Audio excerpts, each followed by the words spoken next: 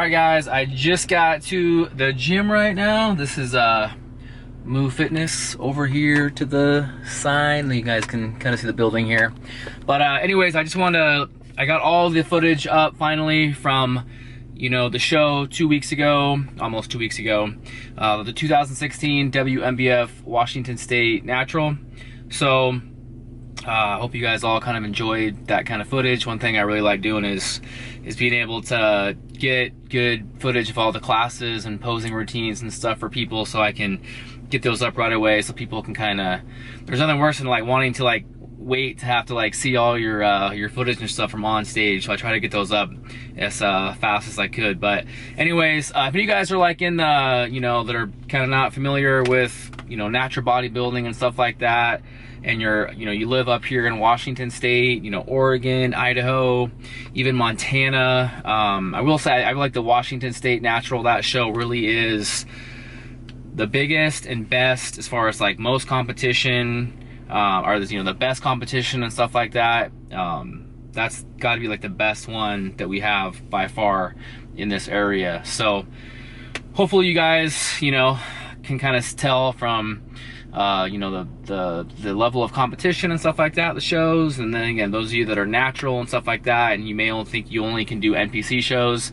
A lot of people like Nick Jefferson, who I, you know, got ready for that show. He had no idea that they had like natural shows and stuff like that in Washington. So like he thought we just had the NPC shows here. So I'm like, oh no, we got this great one over on the west side, over near Seattle and stuff like that. So just like having more people be aware of, you know, the natural shows and stuff like that, because, you know, I've noticed a lot of guys, a lot of natural guys that end up having to do, you know, NPC shows, especially like in bodybuilding and stuff, and have to compete against the big freaky enhanced guys. Sometimes it can be like a crush to your ego, because it's like, it's gonna be very hard, guys, to compete naturally against a lineup of guys that can take all the gear that they want and all that stuff, and you're coming in just natural and stuff like that. It's hard to hang with that. You know, I think of an experience. I just met a guy that's not natural.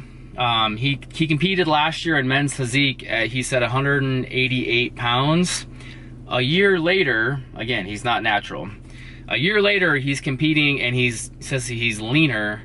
He's competing at 208 pounds. So that's a 20 pound difference in stage weight in literally 1 year. If you were a natural, you would be lucky to maybe, I mean, honestly, if you were competing year after year, honestly, your stage weight would probably not even go up. Honestly, I feel like most guys are lucky if you take a couple years off to maybe have your stage weight go up 2 to 3 pounds tops. Like, I'll be lucky, you know, I last competed in 2013. I'll probably be lucky if my stage weight in 2017, I'd probably be lucky if my stage weight goes up 3 to 4 pounds. But the way I look at it though is I want to be, you know, maybe 3 pounds sharper than I was in 2013. So it might kind of offset that weight difference. You see what I mean? So I could possibly be maybe the same weight that I was in 2013, but be that much leaner, you know, is the goal in 2017. So that's kind of how it works for natural bodybuilding. So anyways, just wanted to kind of give you guys a little, you know, recap on the show and stuff like that. It was an awesome time. I got to chat with, you know, Matt Ogus for a long time after prejudging. I know a lot of people kind of giving him crap and stuff like that. I really think that his whole process of him having to make weight kind of screwed him with the process that he had to do. I don't know, I saw some weird stuff he was doing, drinking Pedialytes and stuff to make weight. I don't know if he had to sit in a sauna or what he did to get down to like the 165 weight, but I definitely felt like seeing videos of him leading up to the show, like weeks out, he definitely, I feel like he peaked earlier, he missed his peak. Anyways, I still think he's an amazing natural bodybuilder, awesome guy. Got to spend time with Chris Elkins. We went and had a beer together. I think it was during the finals. All you other natural guys out there, Micah Massey, Darren Foote, Aaron Orton, Lionel Orgy, if you guys watch this, had a great time sitting there and bullshitting with you guys at the show. So anyways, a lot of people are from like natural bodybuilding. There's so many awesome people that you get to surround yourself with and follow and meet. So it makes the bodybuilding shows a lot of fun to attend to. You got a bunch of cool people to hang out with and talk lifting and talk, you know, dieting and all how your prep's going and stuff like that. So you definitely have a lot of support. So Saturday, what's today? April 30th. Just got back from the grocery store, had a client meeting, really good. Signed up a guy 2 weeks ago, and what's really cool is he literally is loving the process of flexible dieting so much, and already his progress in 2 weeks that we just signed up his wife today too. So I'm gonna start with her on Monday. But anyways, I just went to Fred Meyer on my way home, so a little quick grocery run. I'll show you guys what I got. So not a big run. These were on sale though for these are usually like in most grocery stores like $5. These were on sale for $3.50. I love these. A little bit different from the ice cream sandwiches, but similar type macros on these. 3.5 fat, 29 carb, 4 protein. Another thing, I found some really good sales today. This Life cereal was only $1.79. Gotta get that cinnamon if you're going Life though. I love these little yogurt and berry rice cakes from Kroger. Really good. Man, I've been getting these almost every time I go to Fred Meyer because they just keep having like a closeout sale on them for like $1. So I just keep getting, and you gotta get the berries. Those are by far the best. I got some frozen stuff. I got some hash browns. Some frozen hash browns. Frozen. I got some frozen steak fries in here. Steak fries. Was out of salsa, so I had to get some salsa. Great low-calorie condiment. Grabbed me, I was pissed. I was hoping they were going to have the watermelon, the newer watermelon flavor, but they didn't because Rockstars were on sale for like $1.25. So my next best flavor, if I don't have the watermelon, is it's like a berry flavor. It's been around forever. Oh, I think there's something else in here. Oh, I grabbed this for $1. This was on sale. A pure protein. This is a Greek yogurt blueberry. So I usually like those ones that have like the Greek yogurt coating on them. Had to get some more almond milk. I always get the unsweetened version. I was just going over this with a client today, the client that I met with, because the macros on unsweetened almond milk are the bomb. Per cup, 2.5 fat, 1 carb, 1 protein. So awesome for mixing in with your cereals, protein shakes, whatever you want to use milk for. And then of course I had to get that, as Chris Jones would say, that hippie-free diet soda. Always got to have that. I usually go with the diet root beer just because it's caffeine-free. So if you want to have some like diet soda late at night, don't have to worry about that caffeine keeping you up all night. Even though for me, taking my pre-workout late at night, sometimes it's been keeping me up way too late. I had to get some fruit. I got some bananas in here. I got some, just some mixed up salad to mix in with like cucumbers and some other veggies to get my macros in. Kind of an interesting find, something I usually wouldn't get, but again, it was like a really good sale. So this is a 90-10 Angus beef ground sirloin. Usually a little bit, again, with off-season macros and fat being between 100 and 110 grams, I can get away with this. So per 4 ounce, 11 fat, 0 carb, 19 protein. These are on sale a pound for $2.77. So, you know, 2 pounds for just over $5. So I figured, you know, for making either mix it, like just cook it and mix it over rice, or I can use it. I ended up buying some whole wheat tortillas, so I can make some, you know, soft tacos, whatever burritos with this meat.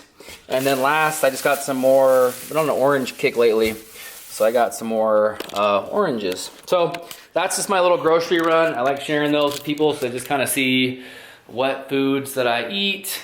Gives you better ideas as far as spicing up your variety, because with flexible dieting, the choices are pretty much unlimited. Anyways, guys, I will see you in the next clip. It is Saturday, so Saturday is my Main focus is delts, so I'll blast delts, and then I've been adding in a little bit more back volume and a little bit more arm volume. So that's my workout tonight. All right, guys, delt workout. Starting with behind the neck shoulder press. To me, this is one of the most underrated shoulder movements. Most people do not do this movement in fear of thinking they're going to hurt their shoulders. But the kicker, or the main tip I can give you, is as long as you keep your elbows right at 90, as you can see here, then it is completely safe. And to me, this is one of the best shoulder movements that most people neglect doing. I also did some heavy dumbbell shoulder press, but I didn't get that filmed. But another tip that I got is, and I actually stole this from a recent Charles Glass, and gave this tip to Steve Cook. So if you notice, I have my hands on the, kind of with my palms kind of facing back there on the, and I'm actually not even using the handles. I'm actually just holding it on the main kind of bars there. Actually felt really, really solid. And I'm kind of like, you'll notice in rear delts, I really like kind of holding the contraction for a slight pause at the end. I feel like that's key for rear delts. And obviously with rear delts, guys, you don't need a ton of weight. And then moving on, this was kind of another little tip that I found. I usually go a little bit wider on these for upright rows, but one thing that I found was going in slightly with my grip and then really kind of focusing on driving my elbows up like I would with lateral raises. Really, really felt solid with those upright rows. So moving on, just the traditional, dumbbell side laterals, really focusing on, bringing the pinkies up, focusing on not letting my, my elbows go above my forearms. And after that, I did another lateral raise type movement, and this is one of my favorites currently because before I used to do it with a D handle, but now I took the D handle off and I'm just focusing on grabbing the cable itself there. And I felt like this allows me to better really focus on lifting up the pinkies at the top of the movement. So if you haven't tried this, this should definitely be a staple in your shoulder routine. All right, guys, that is it for this shoulder workout. I'll see you in the next clip. Guys, I cooked up that ground sirloin that I picked up at the store today, making some soft tacos. So I have the ground sirloin, I have some Mexican shredded cheese, salsa, and some shredded lettuce. I also, to spice up the beef, I did do some taco seasoning to kind of give it that nice taco seasoning flavor. So I'm gonna probably make probably 3 of these for my post workout meal tonight. All right, guys, moving on to hamstrings. You're getting 2 workouts in this video. Got a lot of footage, so starting off, lying leg curls. These have become such a staple in my hamstring routine, and the one thing that's crazy is I look back and I actually didn't have a lying leg curl at my previous gym at Gold's where I've been at for the last 4 to 5 years. Didn't have a lying leg curl, so I feel like adding these in the last couple years should hopefully make a big difference to my hamstrings. And obviously this is my favorite, just pure, think of the bicep curl of hamstrings, getting that same type of contraction in the hamstring. That is what you get with the leg curl. And you're noticing I'm really trying to focus on at the top of the movement here. You notice I kind of hold it for a slight second there. So just getting the most out of each rep. And one thing I've really done is I've really progressed on most machines where by my final sets I can usually do the whole entire stack. So I've gotten a lot stronger with my hamstrings and making a lot of progression. After that, a high stance. I didn't get any shots kind of from the back here so you can see my feet placement. But my feet are literally hanging off, my toes are hanging off the end of the pad. So I have my heels at the very top of the pad, just really focusing on getting that stretch in the hamstrings and then not fully locking out at the top. I feel like this is another kind of underrated movement that most people kind of neglect for hamstrings, but I honestly feel like it's one of the best kind of pure, get that just pure contraction right in the beef as far as for especially for, building mass on the hamstrings. I feel like this is one of my favorite movements because I can sit here and load up 8 to 10 plates on this thing and really overload the hamstrings. without getting any like pressure, you know, on the low back or anything like that. So then moving on, another staple is going to be, we went over lying leg curls. So now we're moving on to a seated leg curl. Really focusing on driving the heels. Like if I'm imagining myself, I'm trying to literally kick back my heels. Obviously I can't, but I'm trying to like kick back my heels to my glutes. And even if you, at the end of the movement, if you contract your glutes, I feel like you even get more of an emphasis of contracting your hamstrings. That's kind of one thing I really feel like has improved a lot for me, is I used to have a really bad kind of mind-muscle connection with my hamstrings. I feel like before this past off season, it was really hard for me to contract my hamstrings. Even on stage in bodybuilding contests, I've had a hard time, you know, contracting my hamstrings. So I'm hoping this has improved a lot for my pro debut. And then moving on, you guys have seen me do this in the past. I either like doing these with a dumbbell or doing these on the Smith, just because they're a lot more controlled this way. And I usually just feel better by just doing these, you know, lighter and just focusing on the stretch, holding the contraction at the bottom of the movement, and you know, not focusing so much on overloading with a ton of weight. And that way usually my low back wants to kick in. And then, so I think I went over this in a previous video, I think, but at this gym, this is at Move Fitness, the glute ham raise is kind of weird. You notice the pad, it like rolls with you. So it kind of rolls back and then it rolls forward. So it's kind of a weird setup compared to like a regular GHR that I'm used to. But overall, I mean, it still feels great because you really want to focus on just pulling back and using basically all of your hamstrings and glutes to lift your body weight up is the whole point of a GHR. So if you're lucky enough to have one of these in your gym, they're kind of hard to find these days. These should definitely be a staple in your hamstring routine. And then basically I just kind of want to show you guys my whole complete, you know, leg day. That was pretty much the end of my main hamstring focus, but I always do finish this leg day with squats. And I've been kind of tapering back on my squat weight as of recently, just to kind of give my low back a little bit more time to hopefully kind of get fully recovered so I can really start going heavy again on my squats and deads, but I'm trying to kind of take it easy for now. So another thing that I've been making myself, just forcing myself to do that I've never done in the past, is consistent lunging. So I'm getting on these barbell lunges and being really consistent with those. And then I always finish off this workout with some really nice, and I love the leg extension machine at this gym. I love this one so much more than the one that we have at Gold's. So finished off with these, and then pretty much that was pretty much the end of this leg day. So I did a little quad posing kind of at the end of this, and then that will pretty much conclude this video. Again, trying to get up kind of more constant footage for you guys. But again, if you guys have any type of, you know, video request topics that you want me to cover, just leave them below in the comment section, and I will do my best to get a video up on that and help answer any questions you guys may have. See you in the next video. Thank you for choosing us, How are you doing today? How's it going? Good, how can I open it? Oh, just a second. Alrighty.